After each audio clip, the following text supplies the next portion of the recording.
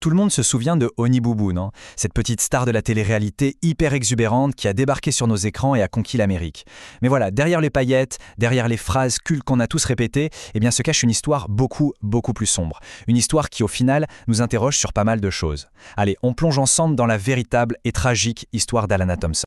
Voilà, la citation pose le décor tout de suite. Ce n'est pas une success story, c'est une tragédie. Et c'est exactement ça. L'histoire de Honey Boo Boo, c'est vraiment un avertissement. Une sorte de mise en garde assez glaçante sur les dangers de la célébrité quand on est enfant et surtout sur l'exploitation. Pour vraiment tout comprendre, il faut qu'on remonte au tout début. Alors tout commence avec un vrai raz-marée à la télé. C'est le moment où une petite fille de 6 ans va complètement dynamiter les codes de la télé-réalité de l'époque. On est en septembre 2011. Imaginez un peu la scène. Une petite fille de 6 ans, Alana Thompson, débarque dans une émission qui s'appelle Toddlers and Tiaras. Et là, c'est le choc. Son énergie, elle est brute, elle est chaotique, quasi incontrôlable. Franchement, elle détonne. Elle n'a rien à voir avec les autres. Et ça, eh bien, c'est pile ce que les producteurs de l'émission attendaient. Et voilà, c'est la naissance de son alter ego, Honey Boo Boo. Un personnage incroyable, haut en couleur, qui a la répartie d'une adulte dans un corps de petite fille. La chaîne, TLC, elle le voit tout de suite. Ils tiennent leur nouvelle star.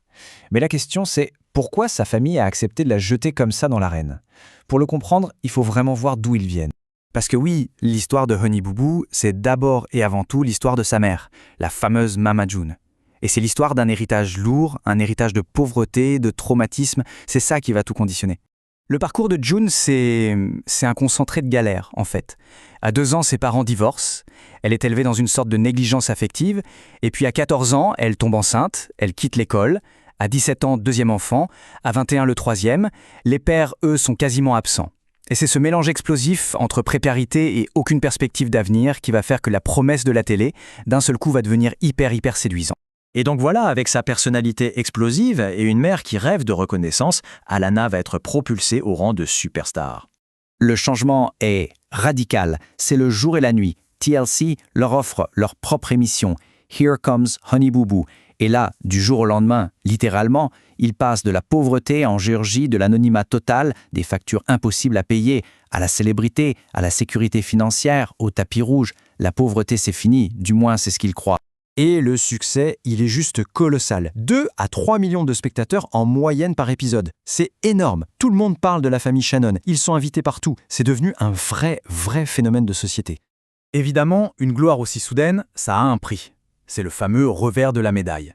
Très vite, l'attention des médias se transforme en une sorte d'examen public permanent et les critiques commencent à fuser. Et le premier sujet qui va vraiment alarmer, c'est la santé d'Alana. À seulement 7 ans, elle pèse 57 kilos. Son IMC est à 41,6, ce qui est classé comme obésité morbide. Et là, le public commence sérieusement à se poser des questions, jusqu'où on est prêt à aller pour faire du show. Le symbole de cette polémique, c'est une boisson. Une boisson au nom tristement célèbre, le Go-Go Juice. C'est un mélange de Red Bull et de Mountain Dew que sa mère lui donnait pour la, je cite, booster avant les concours. Un seul verre, c'était l'équivalent en caféine de 2 tasses de café pour une enfant de 6 ans. C'est devenu l'emblème de toutes les critiques sur leur manière d'élever leurs enfants. Et bien sûr, les médecins tirent la sonnette d'alarme. On parle de risques énormes pour une enfant. Anxiété, troubles du sommeil, problèmes cardiaques, digestifs, c'est documenté. Et pourtant, Mama June, elle, va défendre publiquement ce qu'elle appelle son soda magique. Pour elle, c'était essentiel pour qu'Alana puisse briller sur scène. Clairement, la performance passait avant la santé. Mais alors que les critiques sur le Go-Go Juice et la santé d'Alana s'accumulent, un scandale bien plus sombre est sur le point d'éclater. Et c'est ça qui va tout faire imploser. Octobre 2014, le site TMZ publie un article. Et c'est une véritable bombe, une histoire qui va secouer toute l'Amérique et qui va signer purement et simplement la fin de l'émission.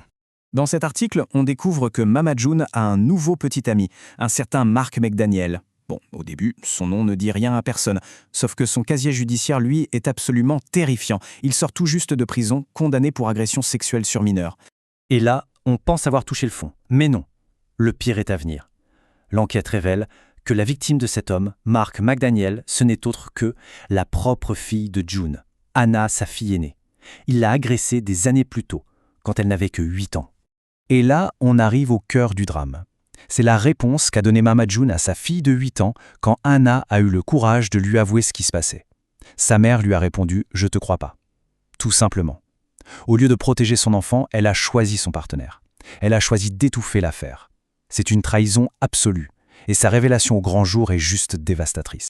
Et la sanction, elle est immédiate. 24 heures, c'est le temps qu'il a fallu à la chaîne TLC, après l'article de TMZ, pour annuler l'émission. En une seule journée, l'empire Honey-Boo-Boo s'est effondré. Mais la fin de l'émission, ce n'est pas la fin des problèmes. Au contraire, c'est le début d'une véritable descente aux enfers pour la famille, et surtout pour Alana, qui va devoir en payer le prix fort. Regardez les conséquences, c'est terrible. Mama June sombre complètement dans la drogue, elle dépense des fortunes, jusqu'à 4000 $ par jour, et pour financer ça, elle va piller les comptes en banque d'Alana, elle lui vole tout l'argent qu'elle a gagné, des centaines de milliers de dollars, c'est le chaos total. À tel point que c'est Lauryn, la grande sœur surnommée Pumpkin, qui va devoir intervenir et qui va obtenir la garde légale d'Alana pour la protéger de sa propre mère. Et toute cette histoire, ça met en lumière un vide juridique absolument scandaleux. Il faut savoir qu'en Californie, il y a une loi, la loi Coogan, qui est faite pour ça. Elle oblige à mettre de côté au moins 20% de ce que gagne un enfant star sur un compte bloqué. Sauf que, en Géorgie, là où vivait la famille, cette loi n'existe pas. Résultat, Mama June avait un contrôle total sur l'argent de sa fille. Et elle a tout pris. Malgré tout ça, au milieu de ce champ de ruines, Alana, elle, essaie de s'en sortir. Aujourd'hui, elle a 20 ans.